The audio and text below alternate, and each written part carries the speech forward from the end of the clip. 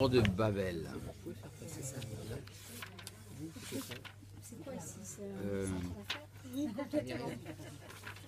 pour ça. Je déchire le. Bah ouais, on fait confiance. On ne peut pas venir. Bon, vous vous rappelez dans le chapitre Yud,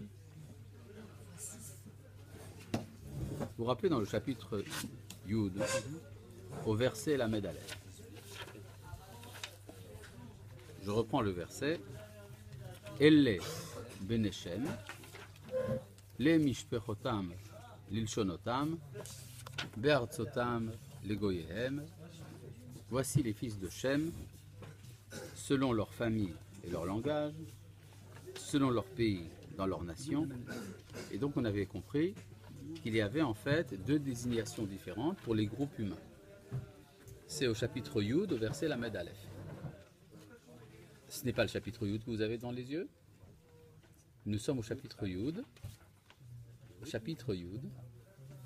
au verset Lamed Aleph. N'est-ce pas? Je vais donc devoir reprendre. Voilà, très bien. C'est très simple. Au chapitre Yud, au verset Lamed Aleph.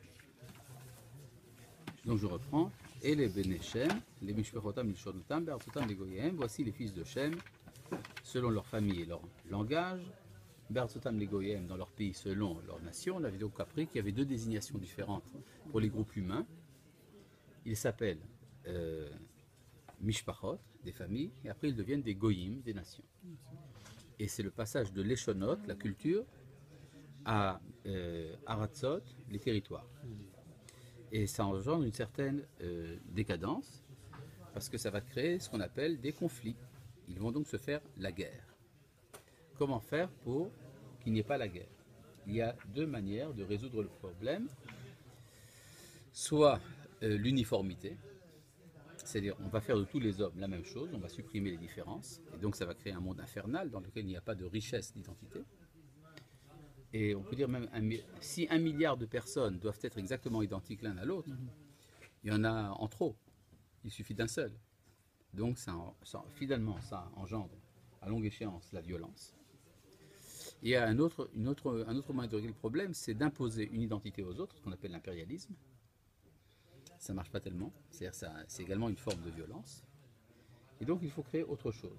Non pas l'uniformité, ni la diversité, mais l'unité. L'unité étant la solution. C'est quoi l'unité? En hébreu, vous savez la différence entre achidut et ahdout. Achidut étant l'uniformité et ahdout, l'unité. C'est quoi l'unité? L'unité, c'est chacun est différent de l'autre, mais il y a un foyer qui focalise les efforts de tout le monde. C'est-à-dire, je suis différent de toi et toi tu es différent de moi. Mais nous avons quelque chose en commun, extérieur à nous, auquel nous avons une référence. Il y a un référentiel qui fait qu'il y a quelque chose qui nous unit. C'est pas l'idée aussi d'aller dans le même but? Oui, on a le même but, mais mais chacun le voit d'une autre manière. Par exemple, si toi et moi nous marchons sur la même route, il y a une différence d'angle qui fait que ta manière de voir le but est différente de la mienne. Et ce que ça signifie pour toi n'est pas ce que ça signifie pour moi. D'accord? C'est la théorie d'Einstein. Oui, c'est possible, effectivement. Ils ont vu la montre, il marchait avec son ami. Oui. Et son ami a vu l'horloge, et puis il n'a pas vu la même chose que... Ah, bien sûr qu'on ne peut pas voir la même chose que l'autre, évidemment. Et c'est comme ça qu'il a établi la théorie de la relativité. Relativité. Ah ben voilà, j'ignorais, je vous remercie profondément. Et donc le but c'est ça. Ce serait donc de créer un foyer d'unité qui va permettre donc de sauver le monde. Le foyer d'unité, c'est le rôle qui est assigné à Abraham. Si vous regardez dans le chapitre Yud-Bet, je vais très loin en avant, il est écrit dans le verset Bet, chapitre Yud-Bet, verset Bet. Chapitre Yud-Bet, verset Bet. Ve'esra, je ferai de toi les... Non, chapitre Yud-Bet. Mais c'est pas grave, c'est en bas de la page. Il est en bas de la page. En bas de la page. Je vous en prie. Vous voulez mes lunettes? Non. Oui, probablement, mais enfin, vous savez, je suis prêt à me sacrifier pour les autres. Chapitre Yudbet, verset Bet. Ve'esra, je ferai de toi les Goy Gadol, une grande nation. Problème. Si déjà on a vu que le problème c'était le passage de Mishpachot à Goïm, pourquoi en faire encore une? Encore un Goy? Peuple. Oui, mais non, pire que ça. Une nation, une entité politique. On a vu que le problème venait des entités politiques appelées Goïm.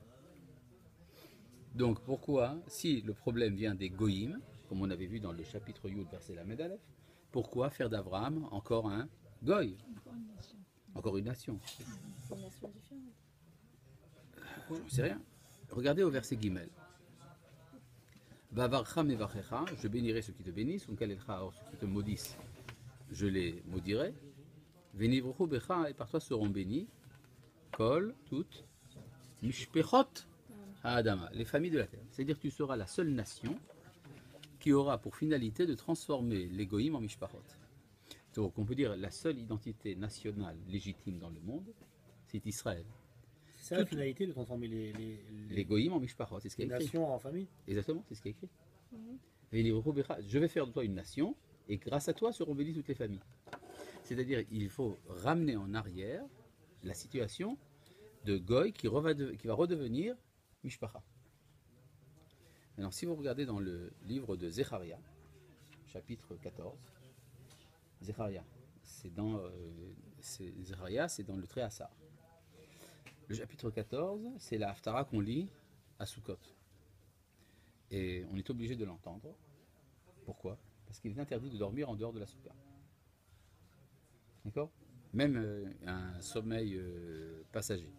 Chez Nat Harai, c'est interdit en dehors de la Soukha. Donc on est obligé d'écouter à la synagogue le chapitre 14 de Zecharia. Donc tout le monde s'en souvient, en tout cas les hommes, puisque eux ont l'interdiction de dormir en dehors de la Soukha. Et voyons ce que dit le texte. Voilà. Je l'ai.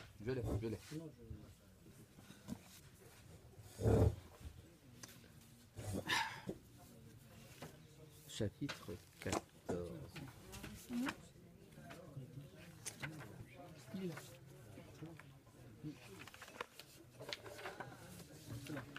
Chapitre 14.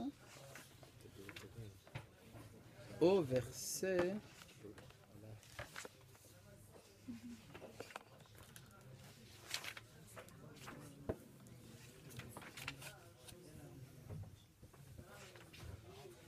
Au verset Tetzain. Vehaya, il adviendra. Kol anotar mikol agoyim, que tout ce qui restera de toutes les nations, toutes les nations. Habaim al Yerushalayim, qui auront fait la guerre contre Jérusalem. Ve'alu mideshana beshana lishtachavot lemelech Hashem Tsevaot, ils monteront d'année en année pour se prosterner devant le roi Dieu des armées. Ve'lachog et Chag HaSukkot, et de fêter la fête de Sukkot. Ve'aya asher lo ya'ale, et celui qui ne montera pas, me'et mishpechot haaretz el Yerushalayim, des familles de la terre à Jérusalem. C'est-à-dire, ce qui restera des goyim, ça sera les mishpachot. N'est-ce pas? Et alors, ils ne recevront pas la pluie. Ve'im mishpachat mitzrayim lo ta'ale, si la famille d'Égypte ne monte pas. D'accord? Donc vous voyez que les nations redeviendront des mishpachot. Ça se retrouve ici dans le but de l'élection d'Abraham. Donc il a pour finalité de fonder une identité nationale qui est la seule à être légitime puisqu'elle réalise une mission d'ordre universel. Tandis que toutes les autres identités nationales ont un but non avoué, impérialiste, de s'imposer aux autres. C'est un problème territorial là, c'est ce qu'on avait vu la semaine dernière. Il faut qu'il y ait un territoire, si c'est un goy. Si ici Israël est une nation, donc une nation a besoin d'un territoire. Ce qu'on disait ce matin, c'est que les guerres proviennent du fait qu'il y en a un qui Oui. veut le territoire de l'autre. Exactement. Et pourtant, je sais pas, moi j'ai l'impression que la terre, c'est malgré tout, le territoire est important. Enfin, Oui, bien, dans la Torah, bien sûr. Bien sûr. ça me paraît, quelque part, on veut annuler cette notion de territoire. Oui, bien sûr. Sauf pour Israël. Ah. Pourquoi sauf pour Israël? Parce que Israël est la seule identité Je suis nationale. Non, j'explique. Parce que l'enracinement dans le territoire, c'est une forme de rejet de l'autre. Il y a par exemple chez les nations une problématique qu'on appelle le gauche-droite. Gauche-droite. D'accord? Je suis extrêmement schématique, je sais qu'il y a des nuances, mais ce que ça veut dire? Si je suis de droite, ça veut dire que j'aime mon peuple et que j'aime ma terre. Si je vais jusqu'à l'extrémité de ce que ça signifie, ça veut dire que je déteste les autres. Si je suis de gauche, ça veut dire que j'aime le monde entier et que, en fin de compte, si je pousse ça à l'extrême, ça veut dire que je déteste ma terre et mon peuple. Il y a un problème. Soit il y a des racines, mais alors c'est au détriment de l'universel, soit il y a de l'universel du cosmopolite, c'est au détriment du particulier. D'accord? Le problème est réglé dans l'identité d'Israël. Parce que plus on est enraciné dans notre être, plus on remplit notre fonction universelle. Puisque, dès le départ, cette identité nationale a été fondée justement pour servir l'humanité entière. D'accord? Donc de ce point de vue-là, c'est tout à fait différent le nationalisme d'Israël et de son enracinement sur sa terre, du nationalisme chez les Goïms et de leur enracinement sur leur terre. D'ailleurs, intéressant, la relation à la terre n'est pas du tout la même chez les nations et chez Israël. Chez les Goïms, quand on parle de la terre, on appelle ça la patrie, ou la mère patrie. Mère, c'est une mère. Patrie, un père. Il y a une relation parentale. C'est-à-dire, le sol national, c'est les parents. Donc la relation d'amour envers les parents est une forme d'inceste collectif. N'est-ce pas? D'où le problème donc de la remise en question de l'identité morale dès qu'on s'attache à son terroir. C'est pour ça que vous savez que dans les régimes fascistes, etc., on préconisait souvent un retour à la terre, le pétainisme, ces machins-là, et que ce retour à la terre était en fait au détriment des valeurs morales. N'est-ce pas? Ça encourageait donc la violence, la xénophobie, etc. Tandis que pour le peuple d'Israël, c'est exactement le contraire. C'est-à-dire, plus je suis enraciné, la relation envers la terre n'est pas une relation parentale, filiale envers des parents, mais c'est une relation conjugale. La terre est considérée comme la femme d'Israël. Oui. Et qui est la mère d'Israël? La mère patrie d'Israël, c'est quoi? Ben, l'Égypte. C'est l'Égypte. On est sorti d'Égypte, comme on sort de sa mère. Et la Torah dit qu'on n'a pas le droit de rentrer en Égypte. Le complexe d'Oedipe est surmonté. Et donc la relation envers la terre est une relation d'ordre moral, parce que dans un couple, il faut se mériter. Je ne peux pas choisir de ne pas être le fils de ma mère, mais je peux choisir d'être ou de ne pas être le mari de ma femme. D'accord? C'est donc tout à fait différent. C'est une relation d'ordre moral et pas une relation d'ordre naturel. C'est pour ça que la terre doit être méritée. Quand on ne la mérite pas, bon, on est éjecté. Après on fait échouva, on revient. C'est pour ça que la terre d'ailleurs a un estomac fragile. Elle vomit ses habitants ou elle dévore ses habitants, enfin un truc de d'accord. Bon, alors maintenant le problème, tout ça c'est très joli, mais qui a dit que ça va marcher? Que faire pour que Abraham réussisse dans cette mission qui n'a pas l'air si facile? Il faut pour cela comprendre d'où vient la famille d'Abraham. C'est pour ça que nous devons revenir en arrière.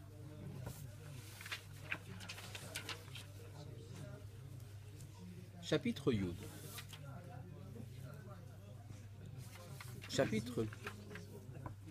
Le chapitre Yud, regardez au verset Kafalef. On avait déjà commencé à étudier ça. Chapitre Yud, verset Kafalef.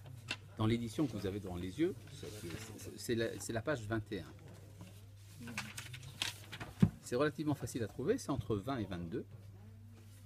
C'est la page 21.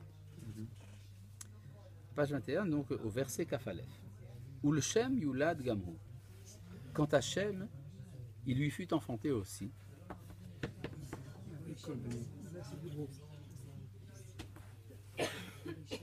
Vous voulez encore, il y a encore d'autres volumes. Où le Shem Yulad Gamhu. Quant à Shem, il lui fut enfanté aussi. Avi Kol Bene Ever. Lui qui est le père de tous les fils de Ever. Ahi Yefet Agadol, qui est le frère de Yefet le grand. C'est compliqué. Ou vous nous expliquez, peut-être, mais en tout cas, on veut comprendre qui est Shem. Alors, la première désignation qu'on nous donne, c'est que Shem, c'est l'ancêtre des fils de Ever. Ah bon, j'aurais cru que Shem est l'ancêtre des fils de Shem. Et là, on nous dit qu'il est l'ancêtre des fils de Ever. Mais qui est Ever? Eh ben, c'est très simple. Non, pas du tout. Pas du tout. Regardez tout simplement au verset Kafbet. Ben et Shem, les fils de Shem, sont Elam ve Ashur, ve Parshad, Veloud ve Aram. Donc, le troisième fils de Shem s'appelle Arparchad. Regardez au verset Kafdalet. Ve Arparchad yalad et Shalah.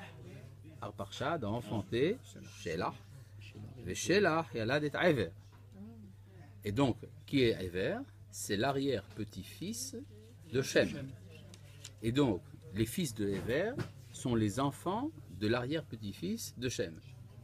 Alors maintenant, revenons au verset Kafalef. Qui est donc Shem? Il est l'ancêtre des enfants de son arrière-petit-fils. C'est normal, c'est une définition absolument biscornue. On va définir quelqu'un en disant, vous savez qui il est? Il est l'ancêtre des enfants de son arrière-petit-fils. Voilà. Peut-être que c'est le plus méritant ou c'est par rapport à eux que... Ça veut dire que c'est Ever qui représente la quintessence de ce qu'est Shem. Shem veut dire quoi? Un nom. Et le nom, ça désigne quoi? Le but aussi. Le but, n'est-ce pas? C'est-à-dire qu'on a vu que la civilisation de Shem est une civilisation qui cherche un but. Et ce but se traduit dans le personnage de Ever. Mais qui est cet Ever en question? Qu'est-ce qu'il a fait, Ever? Il est passé. On ne sait rien, regardez, on va voir pour ça le verset qu'a fait. Nous avons un grand principe, c'est pour savoir ce que dit la Torah. Il faut lire la Torah. Alors regardons dans le verset qu'a fait. Ou la Ever yulad chez les banim. Quant à Ever, il eut lui deux fils.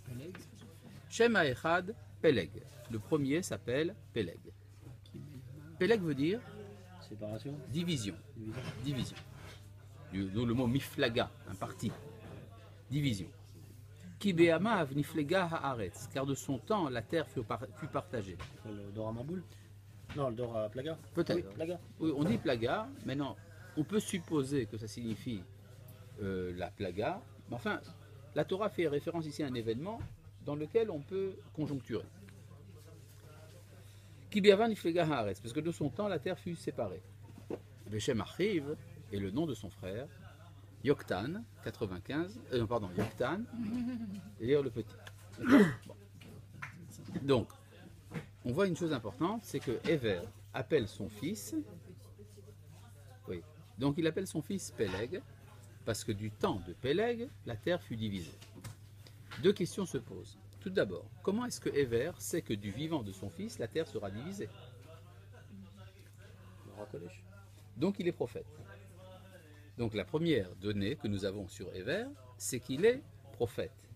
S'il est prophète, c'est donc qu'il est l'anticipation de l'identité d'Israël. D'accord? C'est le premier point. Deuxièmement, qu'est-ce qui préoccupe, de quoi s'occupe la prophétie de Ever? De quel problème? Séparation de la terre. De la division. Et ce qui l'embête, ce qui le turlupine, c'est la division, et donc son idéal, c'est l'unité. Donc on voit que dans la famille de Ever, on envisage de réunifier une humanité divisée. D'accord? C'est ça l'idéal de Ever. À partir de ce moment-là, les Béné Ever, les fils de Ever, vont probablement avoir des projets pour réaliser cet idéal. On va même savoir comment réaliser cet idéal. Là, on va voir qu'il va y avoir des marlokot à n'en plus finir chez les descendants de Ever pour savoir comment réaliser cet idéal de l'unité. Mais c'est important de comprendre que c'est de là que vient Abraham. Abraham, Ever est l'ancêtre d'Abraham. C'est Abraham à Ivry, ça vient de... Ben voilà, c'est ça. Donc comment est-ce qu'on appelle en hébreu des fils de Ever? C'est ce Ever, quand on parle de la yeshiva de Shem. Exactement, c'est lui. Ne pas confondre avec Hébert, qui était un conventionnel de la Révolution française, rien à voir. Mais je vais ici de Ever. Et Ever, donc, a des descendants. Comment est-ce qu'on dit en hébreu des descendants de Ever? On dit Bené Ever ou bien Ivrim. En français, des Hébreux. C'est-à-dire que les descendants de Héver sont des Hébreux. Qui sont les Hébreux en question? Alors là, nous avons ici toute une liste de descendants, par exemple dans le verset Kafvav, les descendants de Yoktan, vous avez Almodad, Shalef, Hatzarmavet, Yara, Hadoram, Uzal, Dikla, Oval, Avimael, Sheva, Ophir, Chavila, Yovav et tout ça. D'accord? Donc vous avez tout un paquet de gens qui sont des descendants de Héver, ce qui sont des tribus d'ailleurs, n'est-ce pas? Et puis si vous regardez un peu plus loin, au verset Yudalef. Au verset Yudalef, vous avez au verset Yudchet, chapitre Yudalef, au verset Yudchet. Vayehi Peleg Shoshim Shana, Vayoled et Réou. Peleg, la division, a vécu 30 ans, il engendra la fraternité. Ah, alors les divisés ou les fraternels? Justement, puisqu'il s'occupe de division, donc il envisage la fraternité. Et puis, regardez au verset Kaf, Vayehi Réou, Shtaim ou Shoshim Shana, Réou, vécu 32 ans, Vayoled et Seroug, il a engendré la kippa crochetée. C'est-à-dire, non, Saroug, ça veut dire ce qui est tissé ensemble. C'est donc l'approfondissement de la fraternité. Regardez au verset Kaf Gimel, Vayhi Seroug, verset Kaf Bet. Vayhi Seroug, Shloshim Shana, Vayoled et Nahor. Seroug engendre Nahor. C'est donc une. Narine. Nahir, ça veut dire une narine. Nahor, ça veut dire. C'est un prolongement de Noir, en fait. C'est-à-dire Noir. Et le fameux Nahor, au verset Kaf Dalet, Vaychi Nahor Tesha Veisrim Shana, Nahor vécu 29 ans, Vayoled et Tarah. Il engendre Terah. En français, on dit Taré. Les descendants de Terah sont des fils de Taré. C'est vrai, c'est marqué Taré? Oui, c'est à cause de la traduction des Septante. C'est surtout comme ça donc dans les traductions de la Bible en français, les classiques. C'est-à-dire que les enfants d'Israël sont des fils de Taré. Oui, c'est ce que dit la Torah. Hein. Moi, Le père d'Abraham. Oui. Et puis, regardez. C'est vraiment les années où ils vécu, ou c'est à cet âge-là qu'ils ont eu cet enfant? Oui, c'est à cet âge-là qu'ils ont eu cet enfant. Verset Kava, Vaïchi Terar Shivim Shana, Terar vécu 70 ans, Vayoled et Avram. Il engendra Avram, et Nahor et Haran, ainsi que Nahor et Haran. C'est-à-dire qu'il a 3 fils, Avram, Nahor et Haran. Donc ça fait déjà un bon paquet de générations, ça fait 7 générations, et entre chaque génération, il y a une abondance de garçons et de filles. Ça veut donc dire que les Hébreux en question sont très nombreux. Il y a donc beaucoup d'Hébreux. Donc Avram est le dernier des Hébreux. Pourquoi le dernier? Bah oui, parce qu'après, toute cette population qu'on appelle les Ivrim disparaît de l'histoire, on ne sait pas ce qu'elle est devenue. Ça veut donc dire que Avram, contrairement à l'image d'Épinal, comme quoi il serait le premier des Hébreux, c'est totalement faux. Avram était le dernier des Hébreux de l'Antiquité. C'est-à-dire qu'Yitrak, c'est pas un hébreu? Non, pas du tout. Il y a ses frères, il y a Nahor. Oui, on va voir ce qu'ils sont devenus. D'accord? Qu'est-ce qu'ils étaient, qu'est-ce qu'ils sont devenus? Et Nous-mêmes, on n'est pas des hébreux? ah si, on a restitué l'identité hébraïque. On est redevenu des Hébreux. Mais ça a pris 3 générations pour le faire.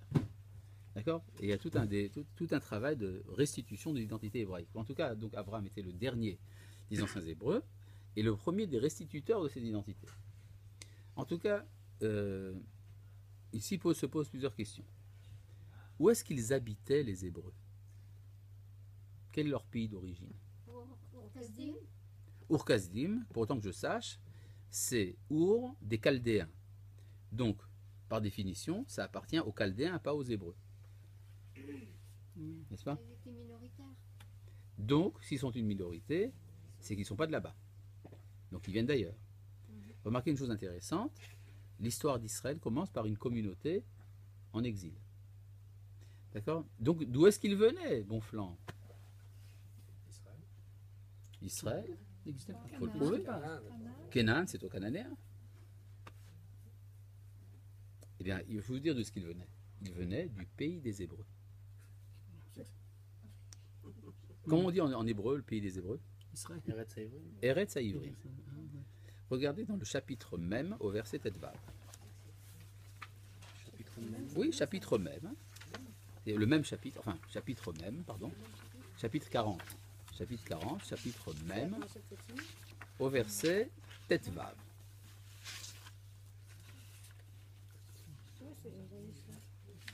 chapitre même, verset, tête de page. Chapitre 40, verset 15. 92 en bas de la page. En haut de la page. C'est de là. Oui, 80, non, mais 92 est en haut de la Au page. milieu, au milieu. Mais en bas de la page 92, Ki Gunov Gunafti, car j'ai été enlevé, mais Eretz Haïvrim, du pays des Hébreux. Qui c'est qui Parle comme ça. Ben, c'est Yosef qui parle à au maître et chanson. C'est pas la semaine. Non, Enfin, la semaine dernière. passée. Et donc, ça veut dire que Yosef, quand il a besoin d'un service d'un ministre égyptien, il ne va pas lui parler en code. Il va lui dire des choses claires. Il lui dit, tu sais, j'ai été enlevé du pays des Hébreux. Ça veut dire qu'il était de notoriété publique chez les Égyptiens que le pays de Canaan, c'était le pays des Hébreux. Donc ça veut dire que les Hébreux, dont nous parle la Torah, les descendants de Héver, c'était des originaires du pays des Hébreux, c'est-à-dire d'Eretz Israël. D'accord? Mais il fallait le prouver. Effectivement, nous avons dans les fouilles archéologiques, il est question d'une population, et donc il est question dans les écrits cunéiformes, antérieurs à Abraham, qu'on appelait les Chabirou. C'est comme ça que c'est écrit dans les cunéiformes, Chabirou. Et on dit que ce sont les Hébreux. Maintenant, les Chabirou en question, ils habitaient, Nous, ça vient ce mot, Ramiro. c'est un probablement de Hébreux justement, Chabirou, un truc comme ça, un truc de ce genre. Et ce que les fouilles archéologiques nous révèlent, c'est qu'ils étaient dispersés dans tous les pays du croissant fertile de l'époque, dans tous les pays de la civilisation du temps, qu'ils étaient souvent, ils faisaient souvent du commerce et qu'ils s'emparaient des postes clés des différentes civilisations dans lesquelles ils habitaient. T'as pas changé. Une des stèles égyptiennes aussi, on parle des Khabirou. Oui, bien sûr, dans les tels de Tel El Amarna, effectivement. On parle des Chabirou. Il y a tout un débat chez les historiens pour savoir si c'est vraiment les Hébreux ou pas, mais je pense que c'est vrai. Et donc, ils faisaient donc du commerce, ils avaient les postes clés. Et d'ailleurs, on leur reproche des tas de choses. On voit dans la correspondance des rois cananéens, ils reprochent aux Chabirou, par exemple, de ne pas extrader des esclaves qui s'enfuient chez eux. Ça ressemble un peu à ce que dit la Torah. Lot asgir eved el adonav. Asher imalet inatzel echem im adonav. C'est écrit en toutes lettres dans la Torah.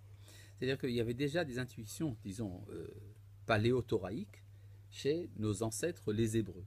D'accord? Et la Torah, d'ailleurs, nous raconte des tas de choses sur eux. Par exemple, qu'ils avaient, par exemple, selon la Torah, nous connaissons le métier d'un d'entre eux, Terach. Il avait un magasin d'idéologie. Il vendait des idéologies aux Goïms, et les Goïms venaient les acheter. N'est-ce pas? Et on disait, voilà, monsieur Terach, j'ai besoin d'une idéologie, ben voilà, je l'ai faite là tout à l'heure, elle est sur l'étagère, voyez si ça vous convient.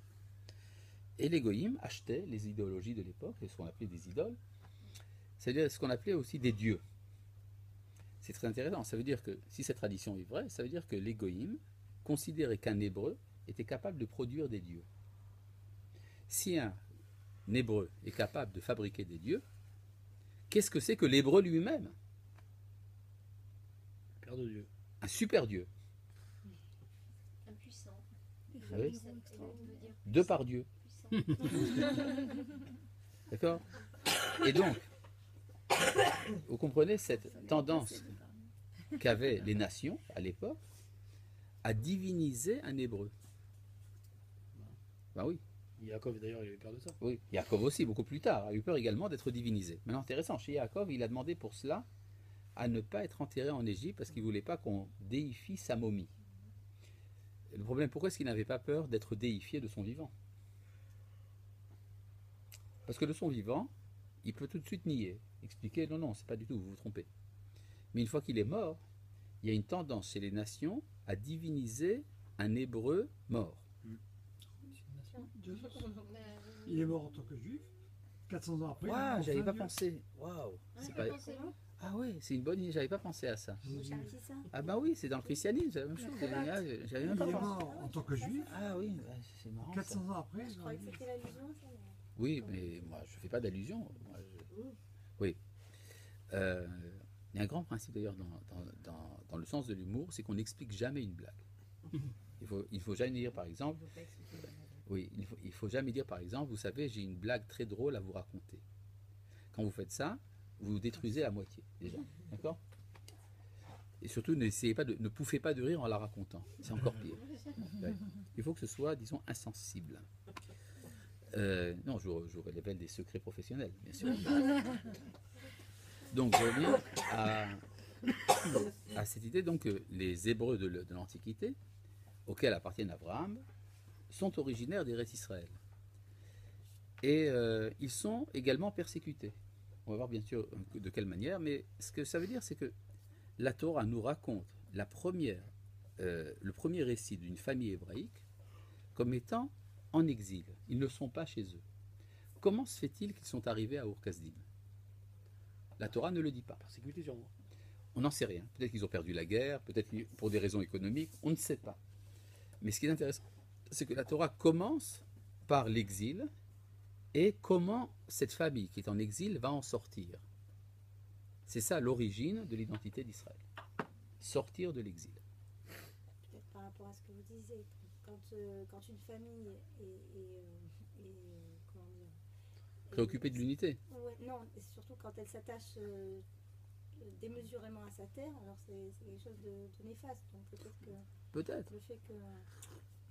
Donc, ils auraient eu donc une Réussir à être- vocation d'exil. Non, on va dire que Ouais. pour réussir à être une nation sans tomber dans les Donc il travers y des aurait une nations. vocation d'exil. C'est ça que vous dites. Ils se sont exilés volontairement au Kasdim. Non, c'est le projet Non, c'est divin. pas impossible, j'en sais rien. C'est divin.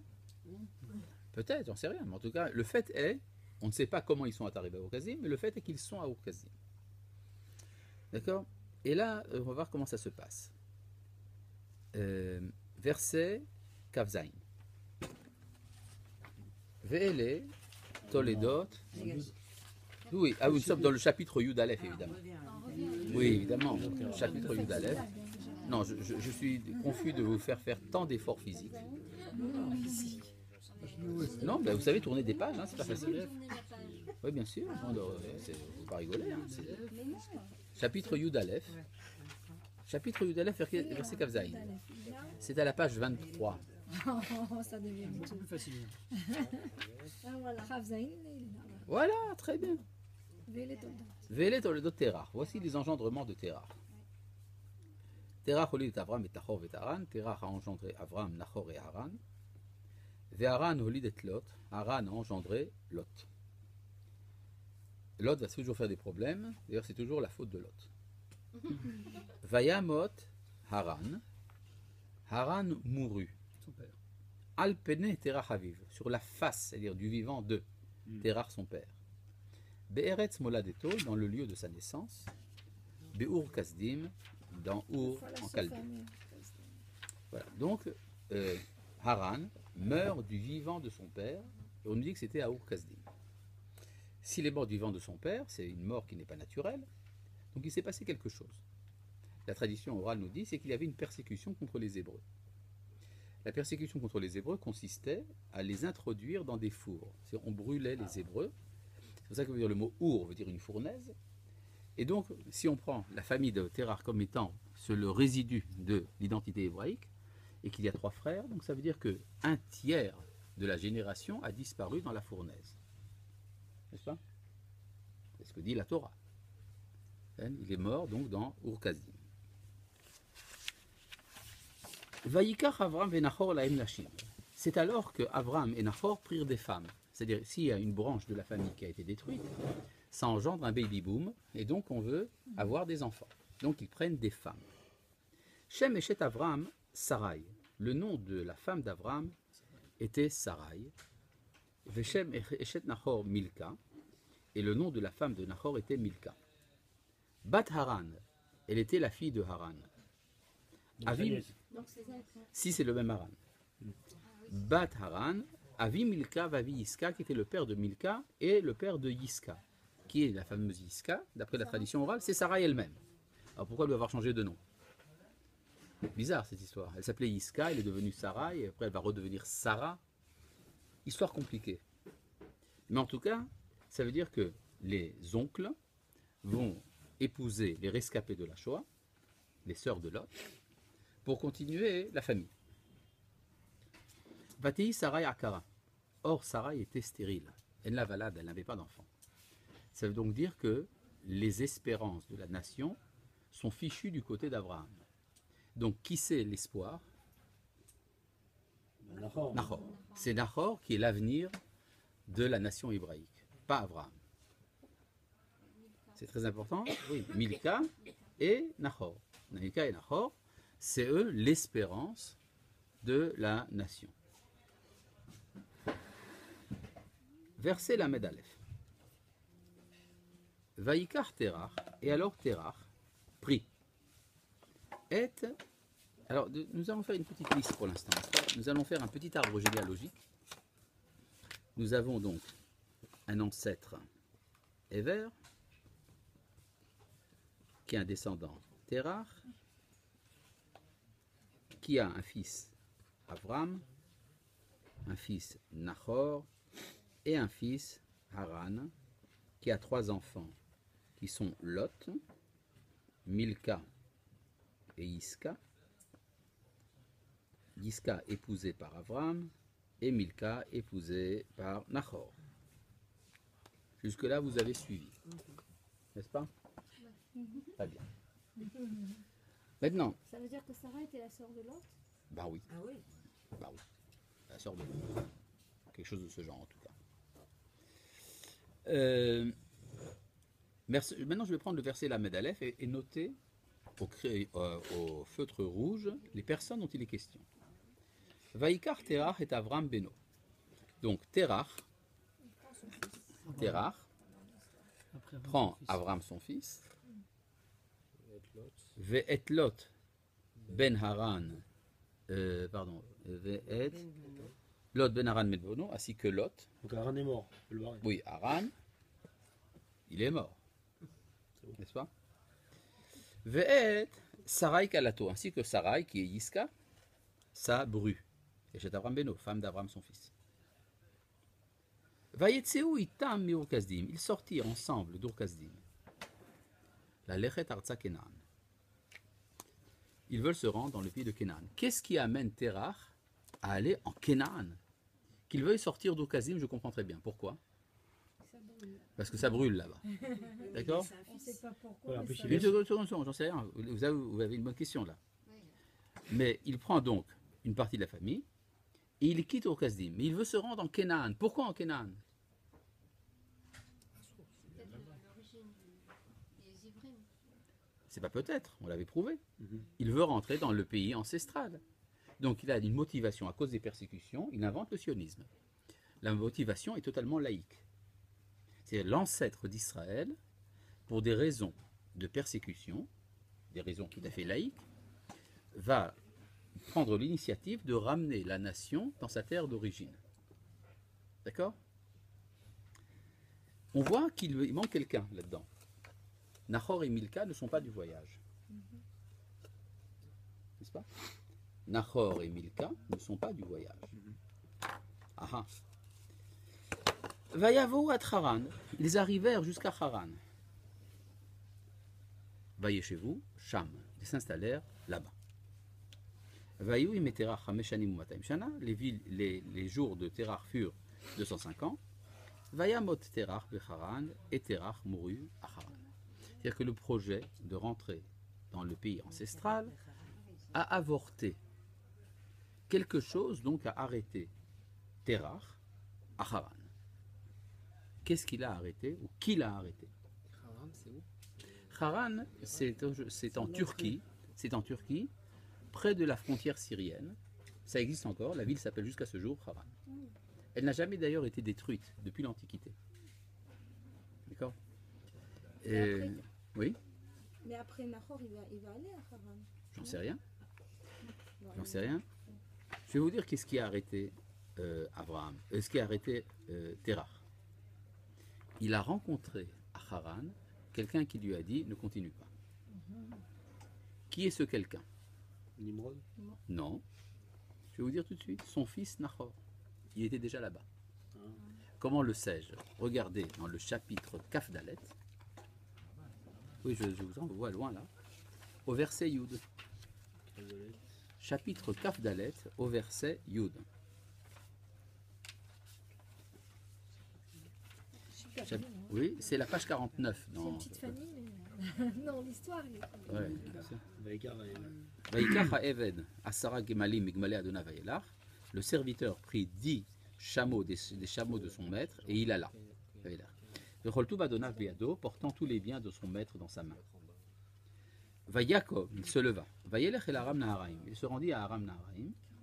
El Ir Nachor, dans la ville de Nachor. Donc Haran, qui par la suite se révèle être en Aram Naharaim, c'est la ville de Nachor. C'est-à-dire que Nachor était déjà là-bas. Mais Haran ou Aram Naharaim, ça appartient à quel peuple? Aux Araméens. N'est-ce pas? C'est pas des Hébreux, c'est des Araméens. Et Nachor dit, papa, ne fais pas de bêtises. Tu as quitté Ur-Kasdim, tu as raison. Là-bas, on nous brûle. Mais sache que dans notre pays d'origine, il y a maintenant des Cananéens. Si tu rentres en Canaan, tu vas devoir faire la guerre.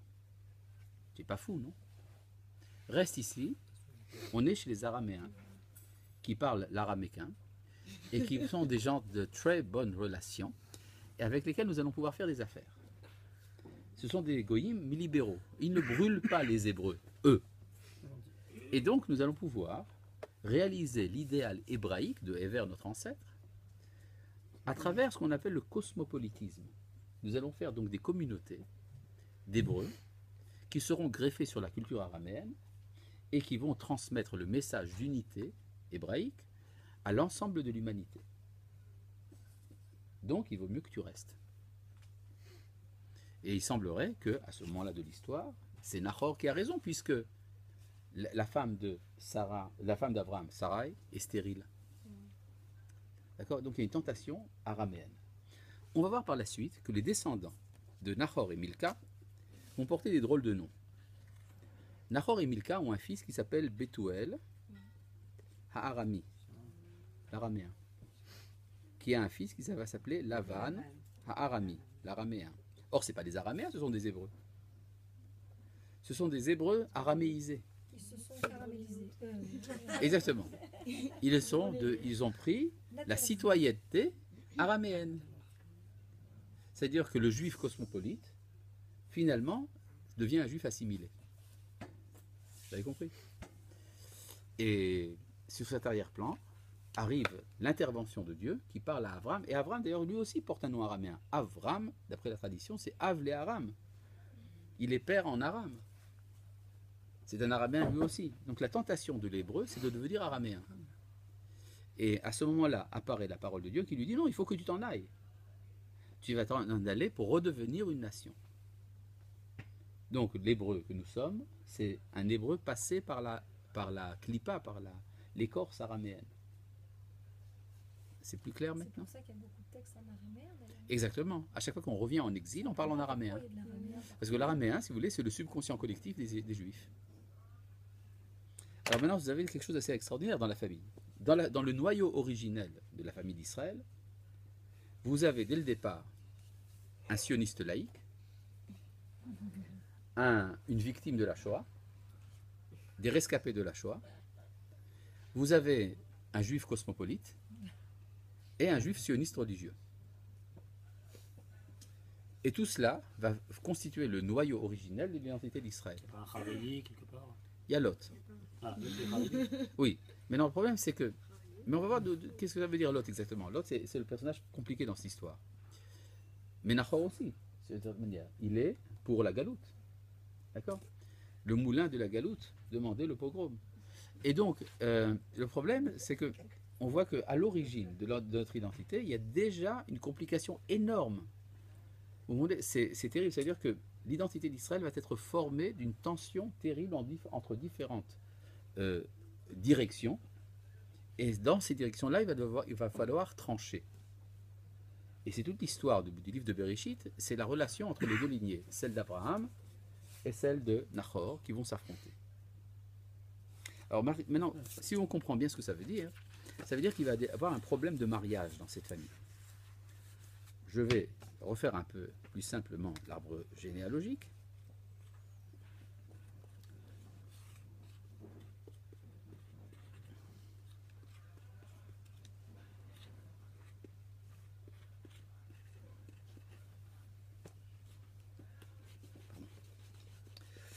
Et donc, entre Abraham et Nahor, il y a une rivalité. Abraham a un fils qui s'appelle Yitzhak, et Nahor a une petite fille qui s'appelle Rivka. Quel est le débat? Qui va habiter chez qui? D'accord? Et le projet de Rivka, finalement, au début c'est ex aequo, après Rivka va chez Yitzhak, donc c'est 1-0 pour la famille d'Abraham. Ouais, c'est Yaakov qui- Après, Rivka a un frère qui s'appelle Lavan, il a 2 filles, Rachel et Léa, Léa et Rachel. Yaakov, le fils d'Yitzhak et de Rivka, Voilà, c'est- s'en va et il va épouser en galoute les 2 femmes. Donc c'est... Un partout. Non, c'est 2-1. Ah oui. 2-1. Son beau-papa lui dit, vous en avez de la chance, vous autres les Israéliens, d'avoir une communauté pour vous accueillir quand vous avez des problèmes. Alors tu vas rester chez moi, tu vas faire du diamant, tu vas épouser mes filles, d'accord, mais tu prends pas mes enfants à l'armée, tu restes ici. Et puis finalement, un beau jour, Yaakov, pour des raisons que nous allons étudier plus tard, l'Ineder, prend ses enfants et les ramène en Eretz Israël avec ses femmes. Il disqualifie rétroactivement toute la lignée de Nahor. Alors Lavan va vouloir l'assassiner. Vous avez compris? Bon.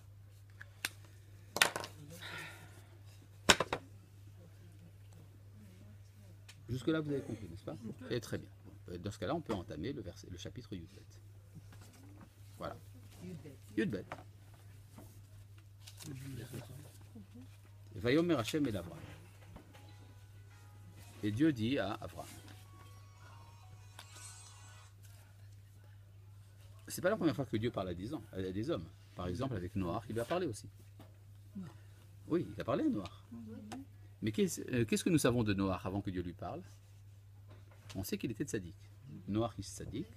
Et après, on dit Vayomer Elohim et Noach.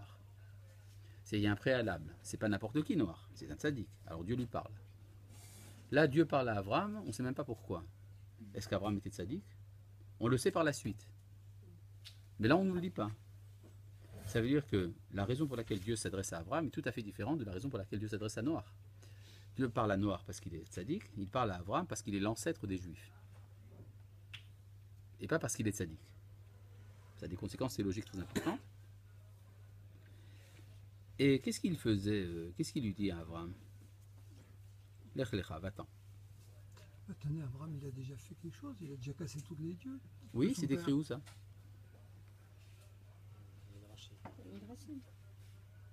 Après, peut-être. Il veut pas arracher. C'est écrit dans la tradition orale. Mais dans la loi écrite, c'est pas écrit. C'est-à-dire que la Torah semble vouloir insister sur quelque chose de tout à fait différent.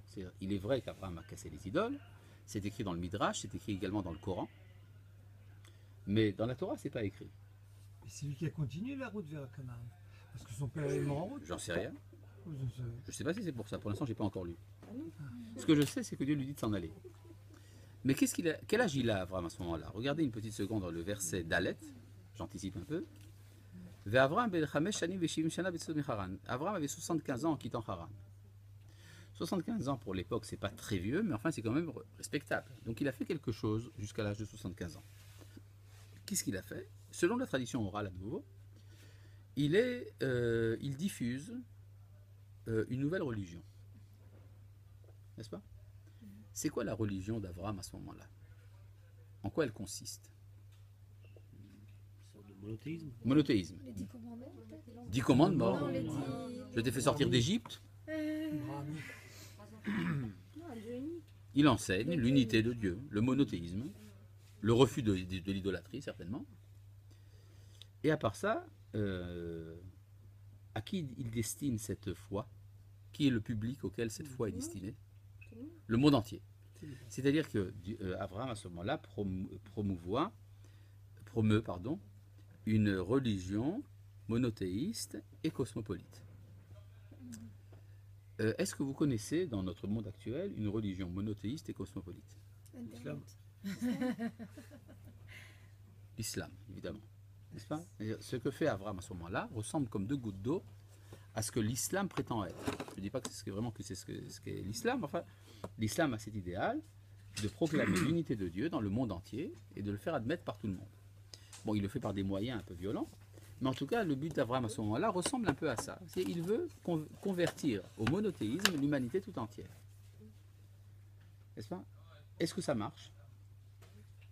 Oui, ça marche un peu. Oui, les âmes qu'il a acquis à Haran, tout ça. Donc il y a du monde. Le Rambam nous dit il y avait des milliers et des dizaines de milliers de personnes qui s'agglutinaient autour d'Abraham. C'est pas mal, hein? Bon. Et puis un beau jour, Dieu lui dit, jusqu'à l'âge de 75 ans, Abraham parle de ce Dieu, qui ne lui a jamais parlé d'ailleurs. Il a un espoir que ce Dieu lui parle. Et à l'âge de 75 ans, enfin, Dieu se révèle à lui et lui dit, abandonne tout ça. Lech lecha, va-t'en.